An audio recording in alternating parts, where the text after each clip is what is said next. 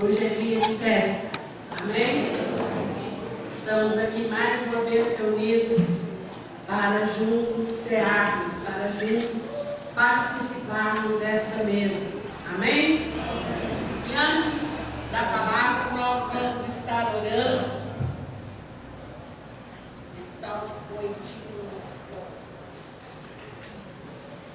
orar para Azair, que é o irmão da irmã Maria, que ele está na UTI. E também para a irmã Silmara, que ela tem problema de enxaqueca, e ela hoje esteve bem mal, chegou até a desmaiar. E nós vamos agora levantar o nosso clamor. Talvez você tenha alguém na sua família, algum vizinho também que está precisando do seu clamor.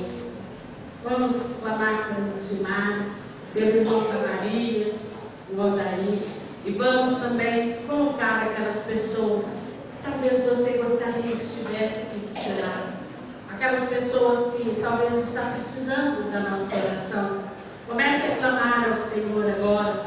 Pai, nós te louvamos, nós te rendemos graças, porque sabemos que todas as coisas são nuas e patentes diante dos teus olhos. Nós não sabemos, ó Deus, como te agradecer pelas bênçãos que temos recebido de ti. Apresentamos essas vidas, Senhor, crendo no teu operar. Ó Deus, entra ali naquela UTI, Pai, onde o Adair está. Se tu com ele, Pai, não deixa que aquela vida parta, Senhor, sem a tua bênção, sem a tua graça, porque pelo que nós sabemos, ele tomou medicamentos abusivamente. E eu creio, ó Deus, que o Senhor é Deus de milagre. Por isso nós suplicamos a Ti nesta hora. Também pela irmã Silmara, nós repreendemos este mal, esse espírito de enfermidade que tem atuado sobre a vida dela, em nome do Senhor Jesus. Querido Deus e Pai, eu sei que dentro de cada coração há uma petição para a família, para os seus vizinhos. Ó Deus, esteja ouvindo agora o clamor da Tua igreja, esteja ouvindo o clamor do Teu povo. Nós te pedimos, papai, em nome do Senhor Jesus. Amém? Graças a Deus. A palavra está com o irmão Jason.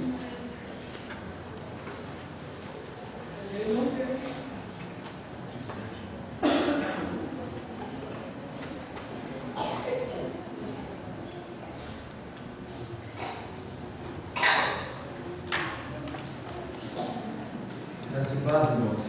Amém. Quantos estão felizes nessa noite? Amém.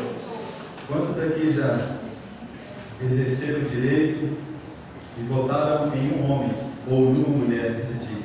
Levanta sua mão. Muita gente, né? Hoje o Brasil inteiro se movimentou para escolher alguns homens na tentativa de melhorar um pouquinho o nosso país. Já dizia o Tigre, pior do que está não fica. Mas o nosso papel é pelo menos tentar. Mas o que faz a gente ficar feliz não são os frutos que eles soltam após a vitória de um vereador, de um prefeito. O que nos faz ficar contentes é saber que há quase 2.000 anos atrás, antes da urna eletrônica do Brasil, um homem, ele nos deu um voto. Esse voto foi a salvação das nossas almas. Quando em um ato único e solene, ele morreu pelas nossas vidas. E agora, nós podemos dizer, e citar o versículo: não fostes vós que escolheis a mim, mas eu vos escolhi a vós. Foi o Senhor que escolheu você. Fala para o seu irmão: foi o Senhor que escolheu. Então se alegre, porque você é eleito do Senhor. Amém? Se você trouxe Bíblia nessa noite, eu quero te convidar a abrir comigo a sua Bíblia. O primeiro livro da Bíblia, capítulo 9.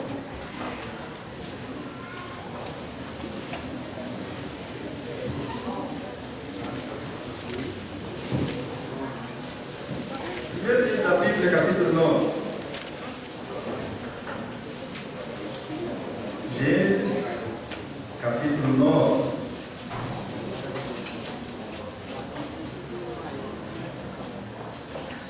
Enquanto você marca Gênesis capítulo 9, você vai marcar comigo, vai em Mateus capítulo 26.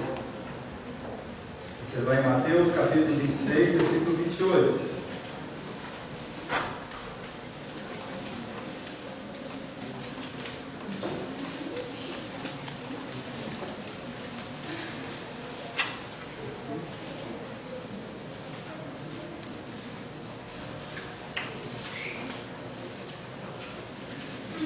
Todos encontraram?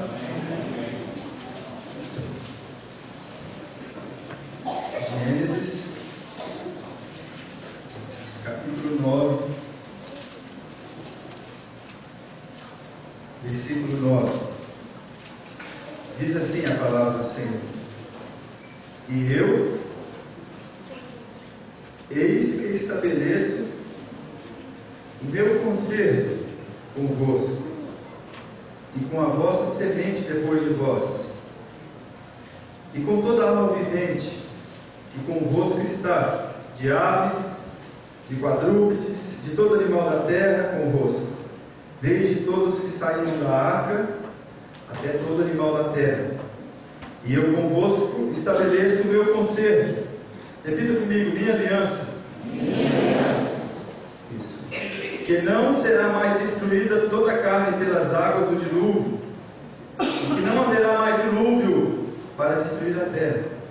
E disse Deus: este é o sinal do meu concerto. Diga comigo: a minha aliança, que ponho entre mim e vós, e entre toda a alma vivente que está convosco, por gerações eternas. Por gerações o quê? Eternas. E ele termina dizendo: o meu arco tenho posto na nuvem, este será por sinal da aliança entre mim e a terra. Se você abrir em Mateus, vai em Mateus 26, versículo 28, está escrito: porque isso é o meu sangue, o sangue do Novo Testamento, que é derramado por muitos para a remissão dos pecados. Amém? Feche os teus olhos. Vamos orar ao Senhor, vamos apresentar a nossa vida diante dele, porque o Senhor está nesse lugar. Pai, nós te agradecemos, nós te bendizemos, porque sabemos que o Senhor nos tem escolhido para sermos povo seu e ovelhas do teu aprisco, Senhor. E nessa noite o teu povo se reúne, a tua igreja se reúne para anunciar, para fazer memória da morte do Senhor, até que o Senhor venha. Mas, Pai, eu peço a tua misericórdia sobre a minha vida nessa noite. Espírito Santo de Deus, toma a minha boca, toma o meu corpo e usa-me como um canal de bênção, para que a tua palavra venha ser anunciada tão somente, tão pura como ela é, e que o Senhor esteja abrindo os ouvidos daqueles que ouvem, ungindo as nossas vidas, para que o teu operar possa ser manifesto nessa noite. Glorifique o teu nome nas nossas vidas, Pai. É o clamor que nós fazemos e já repreendemos toda a oposição contra a pregação da tua palavra, e damos total liberdade ao teu Espírito Santo. Espírito Santo de Deus, tens liberdade nessa noite. Toque nossas vidas, em nome de Jesus. Amém. Os irmãos podem se assentar.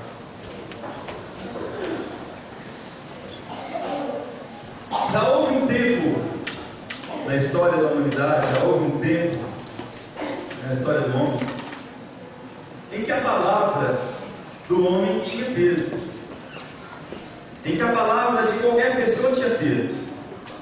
Se eu, por exemplo, chamasse o Guilherme, dissesse ao Guilherme: Guilherme, eu quero lhe comprar o seu terreno.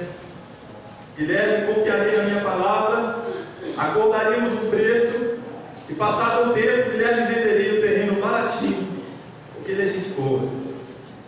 Hoje não.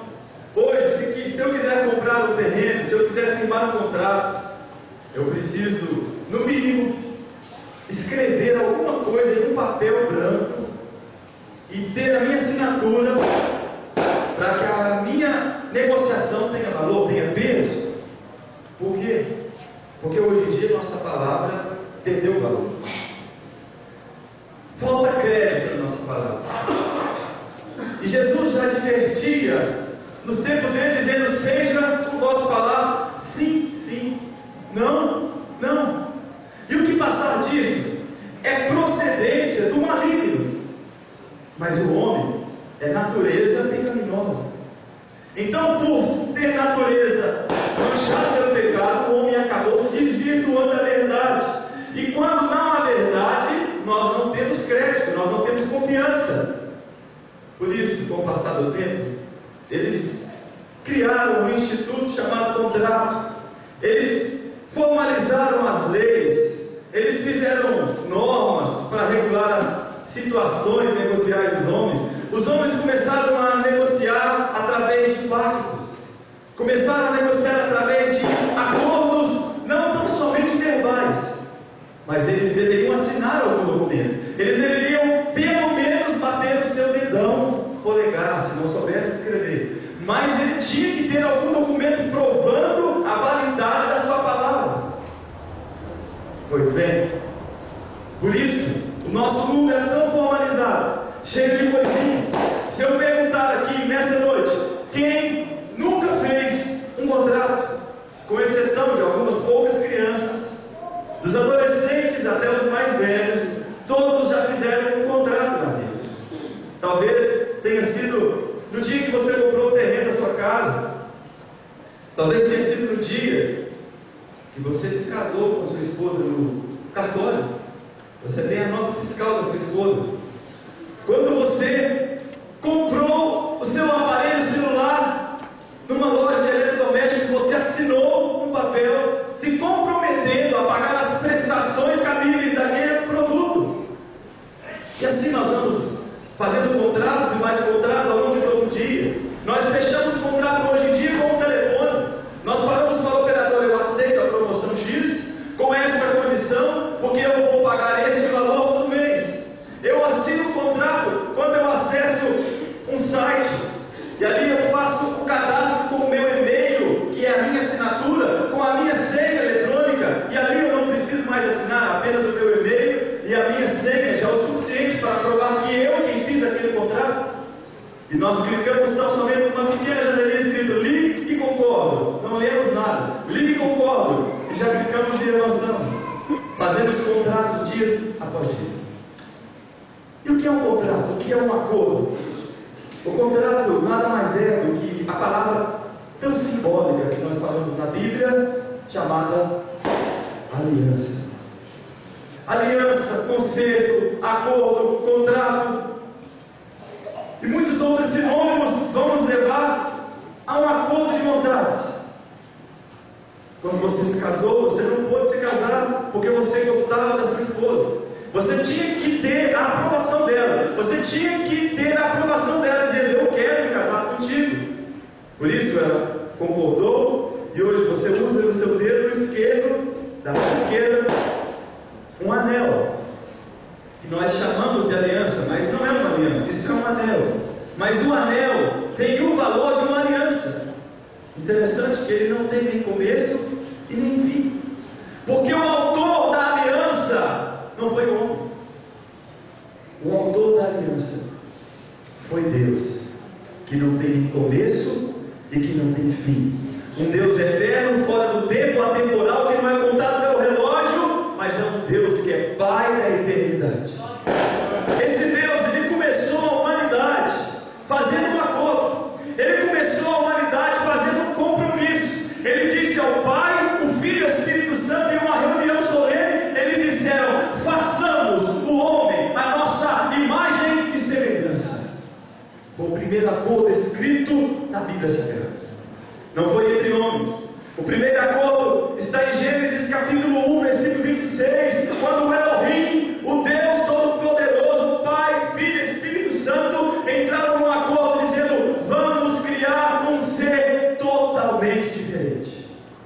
Foi aí que surgiu um ser chamado humano. O humano, que no hebraico quer dizer Adão. Adão, vermelho, aquele que vem da terra. Criou-se então Adão. E Deus, que era um Deus de aliança, Ele fez a primeira aliança dele com o homem, dizendo: Adão, eu vou lhe colocar num lugar bonito, num lugar lindo, e eu vou deixar você cuidar de tudo, inclusive vou lhe dar uma capacidade intelectual, uma memória incrível, ao ponto de você dar nome a todos os seres vivos existentes da sua época.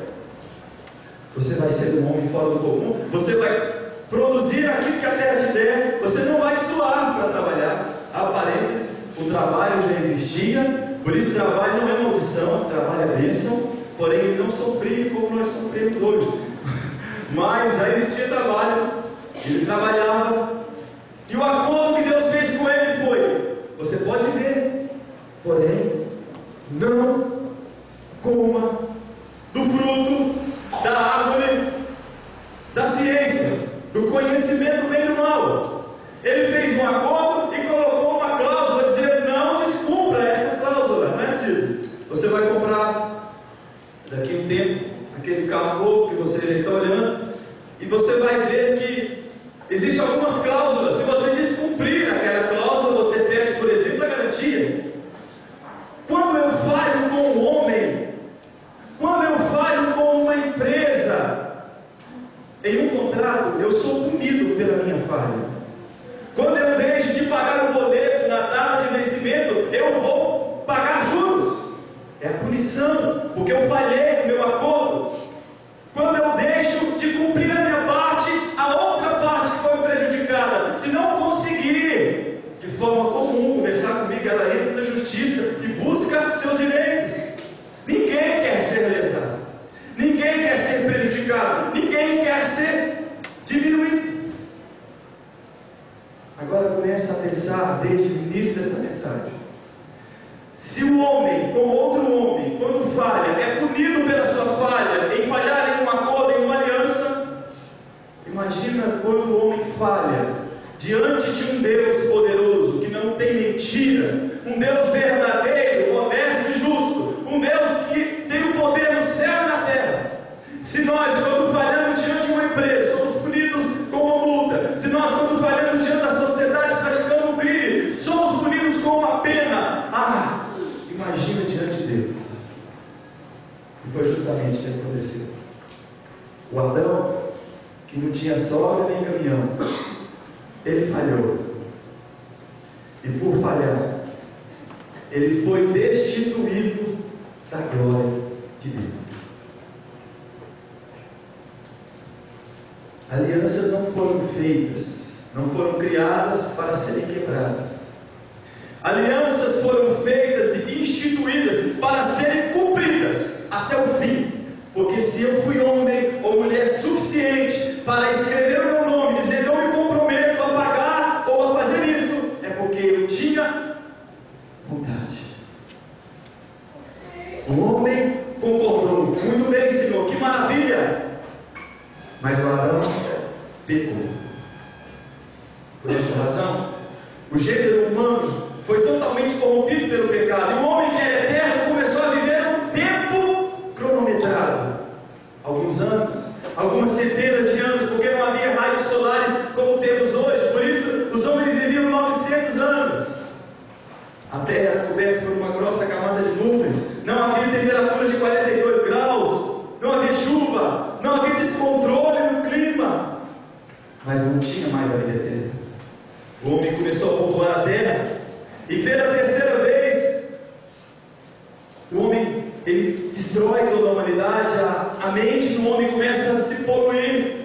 A palavra do Senhor diz que quando Deus olhou para o homem, ele viu que a mente do homem estava totalmente carregada de maldade, e que os homens estavam destruindo a própria terra através dos seus pecados. E diz a palavra que Deus quis destruir a terra. Então Deus olha para a terra e não encontra ninguém justo. Ele encontra apenas um homem chamado Noé. Ele chama esse homem com a sua família, 8 pessoas, lhe dá uma missão quase impossível. Esse homem constrói uma arca, e de uma forma sobrenatural, os animais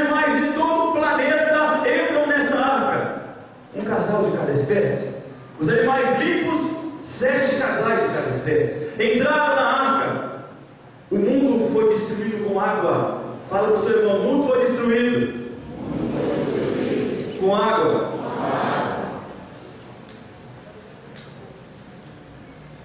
O homem saiu da arca, e agora, quando ele sai da arca, a primeira coisa que Noé fez, alguém sabe qual foi a primeira coisa que Noé fez quando ele saiu da arca? Plantou uma vinha. 99% dos irmãos dizem que plantou uma vinha, mas na verdade ele não fez isso. A primeira coisa que Noé fez quando ele saiu da arca foi fazer um altar a Deus e sacrificar um animal de cada dos animais considerados limpos, sem que houvesse nenhuma lei, sem que houvesse nenhum mandamento, sem que ele tivesse ouvido nenhuma voz. Ele tão somente quis ofertar a Deus. Por isso ele não levou só um casal dos animais limpos, porque se ele levasse um casal, ele mataria eles, não existia mais animais. Por isso ele levou 7 casais de animais limpos.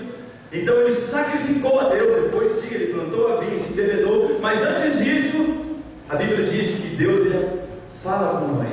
É o capítulo que nós lemos. Ele diz: Noé, eu vou fazer uma aliança com vocês. E não só com vocês, até com os animais. Olha como que Deus é perfeito, até com os animais. Ele disse: eu não vou destruir mais a terra com água. Água. Por isso que eu falei para os irmãos que Deus não vai destruir a terra com água. Deus não vai destruir mais a terra com água. E símbolo disso, toda criança, quando sai no mês de dezembro, por volta das 4 horas da tarde, após aquela chuva de verão, ela olha perto das nuvens e vê um arco, que o sistema colocou o nome de arco íris, mas de íris não tem nada. Íris é uma deusa egípcia. É um arco que Deus colocou, um arco de 7 cores, eterno, que nunca mais deixou de existir. Ele disse: todas as vezes que chover na terra, vocês vão ver e vão se lembrar que por mais que chova, por mais que o rio das Siricas inunde, Deus não vai destruir a terra com água. Não precisa se preocupar. Deus não vai destruir a terra com água. Esse símbolo é o símbolo da minha aliança. Os irmãos estão preparando que primeiramente Deus fez um concerto com o Filho, com o Espírito Santo. Ele fez um concerto com Adão. Agora ele faz um concerto com Noé. Depois ele chama um homem chamado Abrão. Abrão, já velho, ele diz: eu vou fazer que você é um homem que vai ser bênção para toda a humanidade. Então, Noé, passado o tempo, esquece daquilo, e Deus fala com ele algumas vezes, diversos capítulos da Bíblia. Em Gênesis capítulo 15, você vai ver no capítulo 12, capítulo 17, Deus vai falando com Abrão, até ele mudar o nome, até ele colocar promessas imprimidas dentro do seu coração, ao ponto de ele estar com 99 anos. Abraão, ele ouve a voz de Deus, faz também um sacrifício a Deus, e é mudado toda a sua vida. Sinal dessa aliança: circuncisão. Por amor a Abraão, toda a terra seria abençoada, todas as famílias da terra. Tem alguma família da terra aqui? Tem alguma família da terra aqui?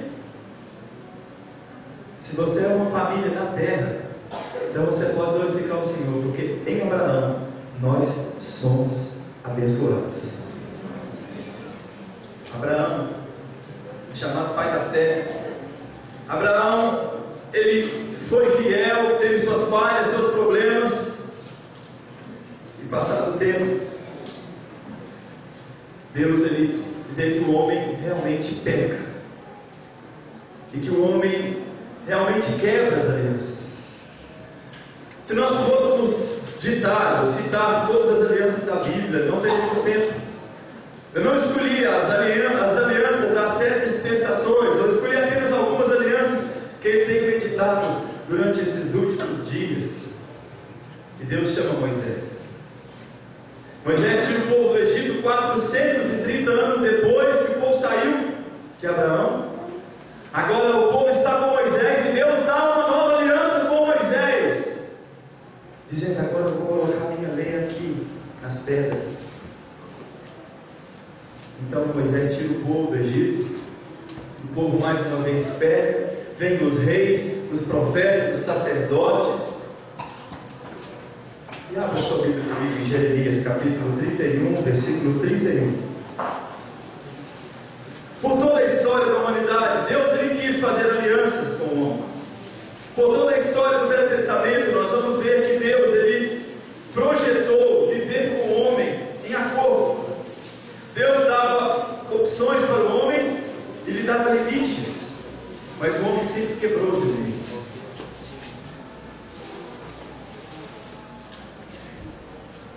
Jeremias 31, versículo 31.